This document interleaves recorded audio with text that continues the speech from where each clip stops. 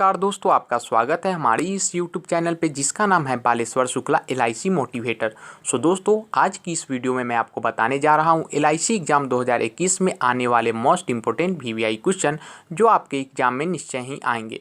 उससे पहले दोस्तों, यदि आप हमारे चैनल पर नए आए हुए हैं तो प्लीज़ हमारे चैनल को सब्सक्राइब कर लीजिए ताकि आपको LIC की हर न्यू अपडेट तथा आपको जोश व जुनून की आग से भर देने वाली मोटिवेशन वीडियो प्राप्त हो सके।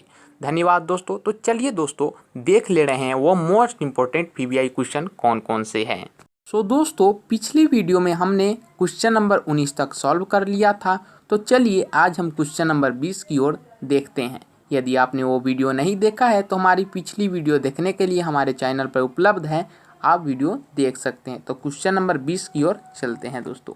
क्वेश्चन नंबर 20, नामांकन के संबंध में निम्नलिखित सभी कथन सिवाय डैश के सही हैं। विकल्प 1, पॉलिसी का नामांकन रद्द नहीं किया जाता है अगर पॉलिसी एक ऋण के बदले में बीमा कंपनी को समानुदेशित की गई है। विकल्प 2, नामांकन पॉलिसी खरीदने के समय अथवा उसके बाद किया जा सकता है। विकल्प 3, पॉलिसी में एक पृष्ठांकन करके नामांकन को बदला जा सकता है। विकल्प 4, नामिती का संपूर्ण दावे पर पूरा अधिकार होता है। तो दोस्तों, इसका सही उत्तर हो जाएगा विकल्प 4, नामिती का संपूर्ण दावे पर पूर्ण अधिकार होता है। क्वेश्चन नंबर 22 दोस्तों, एक ऐसी स्थिति बताइए जिसके लिए पूर्ण जीवन पर बीमा योग्यता के प्रमाण की जरूरत होगी। विकल्प 1, पॉलिसी कालकित हुए 1 सप्ताह बीत गया। विकल्प 2, पॉलिसी 1 वर्ष से अधिक समय से कालकित है। विकल्प 3, पॉलिसी 1 वर्ष से प्रभावी रही है। विकल्प 4, पॉलिसी के विरुद्ध ऋण मांगा गया है। आपके सही उत्तर हो जाते हैं दोस्तों विकल्प नंबर 2, पॉलिसी 1 वर्ष से अधिक समय से कालकित है। क्वेश्चन नंबर 23 दोस्तों, पॉलिसी ऋणों के पक्ष में एक मान तर्क दीजिए। आपके ऑप्शन हो जाते हैं। और विकल्प 1, किसी भी राशि का एक ऋण आसानी से प्राप्त किया जा सकता है। विकल्प 2, बीमा धारक ऋण के नियम और शर्तें तय कर सकते हैं। विकल्प 3, ऋण चुकाने का कोई कानूनी दायित्व नहीं है। विकल्प 4, कोई संपार्श्विक की आवश्यकता नहीं होती है। आपके सही उत्तर हो जाते हैं दोस्तों विकल्प नंबर 3, ऋण चुकाने का कोई कानूनी दायित्व नहीं होता है। क्वेश्चन नंबर 24 दोस्तों, अनुग्रह अवधि के संबंध में सही कथन का चयन कीजिए, सबसे उचित विकल्प चुनिए। आपके विकल्प हो जाते हैं। विकल्प नंबर 1, अनुग्रह अवधि की मानक अवधि 1 महीना अथवा 31 दिन होता है। विकल्प नंबर 2, अनुग्रह अवधि की मानक अवधि 1 तिमाही होती है। विकल्प 3, अनुग्रह अवधि की मानक अवधि 1 सप्ताह होती है। विकल्प नंबर 4, अनुग्रह अवधि की मानक अवधि 1 पखवाड़ा होती है। तो दोस्तों, इसका सही उत्तर हो जाएगा विकल्प नंबर 1, अनुग्रह अवधि की मानक अवधि 1 महीना अथवा 31 दिन होती है। नंबर 25 दोस्तों, बीमा कंपनी द्वारा निम्नलिखित में से कौन से बदलाव की अनुमति दी जाएगी। विकल्प नंबर 1, पॉलिसी को 2 अथवा अधिक पॉलिसियों में विभाजित करना। विकल्प 2, प्रीमियम भुगतान अवधि का विस्तार करना। विकल्प 3, पॉलिसी को लाभ सहित पॉलिसी से लाभ रहित पॉलिसी में बदलना। विकल्प 4, बीमा राशि में वृद्धि। दोस्तों, इसका सही उत्तर हो जाएगा विकल्प नंबर 1, पॉलिसी को 2 अथवा अधिक पॉलिसियों में विभाजित करना। क्वेश्चन नंबर 26 दोस्तों, संपूर्ण मूल्य की अवधारणा को समझाइए। विकल्प नंबर 1, पॉलिसी के तहत उपलब्ध अधिकतम मुआवजा। विकल्प नंबर 2, पॉलिसी के साथ जुड़ा नगद मूल्य अगर कम से कम 3 वर्षों के लिए प्रीमियम का भुगतान किया गया है। विकल्प नंबर 3, पॉलिसी के तहत उपलब्ध न्यूनतम मुआवजा। विकल्प नंबर 4, किसी भी निर्दिष्ट समय में पॉलिसी के तहत उपलब्ध मुआवजा। तो दोस्तों, इसका सही उत्तर हो जाएगा विकल्प नंबर 2, पॉलिसी के साथ जुड़ा नकद मूल्य अगर कम से कम 3 वर्षों के लिए प्रीमियम का भुगतान किया गया है। नंबर 27 दोस्तों, एक पॉलिसी के अंतर्गत कितने लोगों को नामांकित किया जा सकता है? सबसे उचित विकल्प चुनिए। विकल्प नंबर 1 सिर्फ 1, विकल्प नंबर 2 सिर्फ 2, विकल्प नंबर 3 सिर्फ 3, विकल्प नंबर 4 1 अथवा 1 से अधिक। इसके सही उत्तर हो जाते हैं दोस्तों विकल्प नंबर 4, 1 अथवा 1 से अधिक। क्वेश्चन नंबर 28 दोस्तों, नामांकन के प्रयोजन का वर्णन कीजिए। विकल्प नंबर 1 पॉलिसी के अधिकारों को आंतरित करना, विकल्प नंबर 2 बीमा धारक की मृत्यु की स्थिति में पॉलिसी की धनराशि प्राप्त करने के लिए एक व्यक्ति नियुक्त करना, विकल्प नंबर 3 पॉलिसी का संपन्न करना, विकल्प नंबर 4 संपत्ति बनाना। इसके सही उत्तर हो जाते हैं दोस्तों विकल्प नंबर 2 बीमा धारक की मृत्यु की स्थिति में पॉलिसी की धनराशि प्राप्त करने के लिए एक व्यक्ति नियुक्त करना। क्वेश्चन नंबर 29 दोस्तों, समनुदेशन के प्रयोजन का वर्णन कीजिए। आपके विकल्प हो जाते हैं विकल्प नंबर 1 पॉलिसी के अधिकारों को आंतरित करना, विकल्प नंबर 2 बीमा धारक की मृत्यु की स्थिति में पॉलिसी की धनराशि प्राप्त करने के लिए एक व्यक्ति नियुक्त करना, विकल्प नंबर 3 पॉलिसी का संपन्न करना, विकल्प नंबर 4 संपत्ति बनाना। इसके सही उत्तर हो जाते हैं दोस्तों विकल्प नंबर 1 पॉलिसी के अधिकारों को आंतरित करना। नंबर 30 दोस्तों, पॉलिसी के सामान्य पूर्ण जीवन में शामिल प्रक्रिया को समझाइए। आपके विकल्प हो जाते हैं विकल्प नंबर 1 एक नई पॉलिसी लिखना जिसके प्रारंभ होने की तिथि कालतीत पॉलिसी की शुरुआत की मूल तिथि से 2 वर्षों के भीतर है, विकल्प नंबर 2 ब्याज के साथ बकाया राशियों का भुगतान, विकल्प नंबर 3 पूर्ण जीवन के प्रयोजनों के लिए एक प्रतिफल के रूप में व्यक्तिगत पॉलिसी पर ऋण प्राप्त करना, विकल्प नंबर 4 प्रीमियम की बकाया राशियों का किस्तों में भुगतान। आपके सही उत्तर हो जाते हैं दोस्तों विकल्प नंबर 2 ब्याज के साथ बकाया राशियों का भुगतान। क्वेश्चन नंबर 31 दोस्तों, निम्नलिखित दस्तावेजों में से कौन सा एक मानक आयु प्रमाण पत्र दस्तावेज के रूप में स्वीकार नहीं किया जाता है?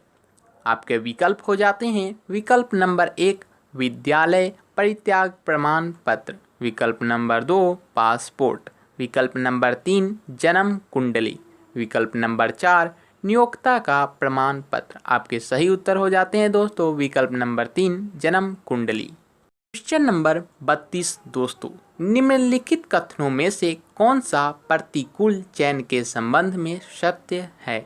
आपके विकल्प हो जाते हैं विकल्प नंबर 1 प्रतिकूल चयन बीमा कंपनी द्वारा यह सुनिश्चित करने के लिए इस्तेमाल की जाने वाली प्रक्रिया की एक अनैतिक अभिकर्ताओं का चयन नहीं करना है, विकल्प नंबर 2 प्रतिकूल चयन ऐसे लोगों की प्रवृत्ति है जो व्यग्रता से बीमा की मांग करने और इस प्रक्रिया में लाभ अर्जित करने के लिए यह संदेह करते अथवा जानते हैं कि एक नुकसान का अनुभव करने की उनकी संभाव्यता अधिक है, विकल्प नंबर 3 प्रतिकूल चयन बीमा कंपनी द्वारा यह सुनिश्चित करने के लिए इस्तेमाल की जाने वाली प्रक्रिया है कि यह ऐसे बीमा उत्पादों की पेशकश नहीं करती है जो संभावित पॉलिसी धारकों के लिए उपयुक्त नहीं है, विकल्प नंबर 4 प्रतिकूल चयन बीमा कंपनी द्वारा यह सुनिश्चित करने के लिए इस्तेमाल की जाने वाली प्रक्रिया है कि यह पॉलिसी धारकों से जुटाए गए प्रीमियमों का प्रयोग करने के लिए गलत निवेश उत्पादों का चयन नहीं करती है। तो दोस्तों आपका सही उत्तर हो जाता है विकल्प नंबर 2 प्रतिकूल चयन ऐसे लोगों की प्रवृत्ति है जो व्यग्रता से बीमा की मांग करने और इस प्रक्रिया से लाभ अर्जित करने के लिए यह संदेश करते अथवा जानते हैं कि एक नुकसान का अनुभव करने की उनकी संभाव्यता अधिक है। नंबर 33 दोस्तों, निम्नलिखित में से किस व्यक्ति को बीमा कंपनियों द्वारा उच्च जोखिम माना जाता है? सबसे उचित विकल्प चुनिए। आपके विकल्प हो जाते हैं। विकल्प नंबर 1, ऐसे व्यक्ति जो नियमित रूप से पान मसाला का सेवन करते हैं। विकल्प नंबर 2, पूरी तरह से मद्य का त्याग करने वाले व्यक्ति। विकल्प नंबर 3, ऐसे व्यक्ति जो शामक औषधियों और अन्य उत्प्रेरकों के प्रभाव में रहते हैं। विकल्प नंबर 4, ऐसे व्यक्ति जो नियमित रूप से मांसाहारी भोजन का सेवन करते हैं। आपके सही विकल्प हो जाते हैं विकल्प नंबर 3, ऐसे व्यक्ति जो शामक औषधियों और अन्य उत्प्रेरकों के प्रभाव में रहते हैं। क्वेश्चन नंबर 34 दोस्तों, निम्नलिखित पेशों में से किस में स्वास्थ्य जोखिम की संभाव्यता अधिक है? आपके विकल्प हैं। विकल्प नंबर 1, योग प्रशिक्षक। विकल्प 2, फिल्म करतब कलाकार। विकल्प 3, रात्रि क्लब के नर्तक। विकल्प 4, खनन धूल के दायरे में रहने वाले लोग। आपके सही विकल्प हो जाते हैं विकल्प नंबर 4, खनन धूल के दायरे में रहने वाले लोग। क्वेश्चन नंबर 35 दोस्तों, निम्नलिखित में से कौन अपने पेशे में दुर्घटना की जोखिम के दायरे में आने की संभाव्यता सबसे उचित विकल्प चुनिए। विकल्प नंबर 1, चिकित्सकीय पेशेवर। विकल्प 2, पर्यटक मार्गदर्शक। विकल्प 3, विध्वंस विशेषज्ञ। विकल्प 4, विपणन कार्यकारी जो नियमित रूप से क्षेत्र में रहते हैं। आपके सही उत्तर हो जाते हैं दोस्तों विकल्प नंबर 3, विध्वंस विशेषज्ञ। 36 दोस्तों, डैश का अर्थ है कि अगर एक निर्दिष्ट अवधि के भीतर किसी एक निर्दिष्ट कारण से जीवन बीमा धारक की मृत्यु हो जाती है तो मृत्यु लाभ की केवल एक हासिल राशि देय हो सकती है। आपके विकल्प हैं। विकल्प नंबर 1, मर्त्यता दर। विकल्प 2, ग्रहणाधिकार। विकल्प 3, प्रतिकूल चयन।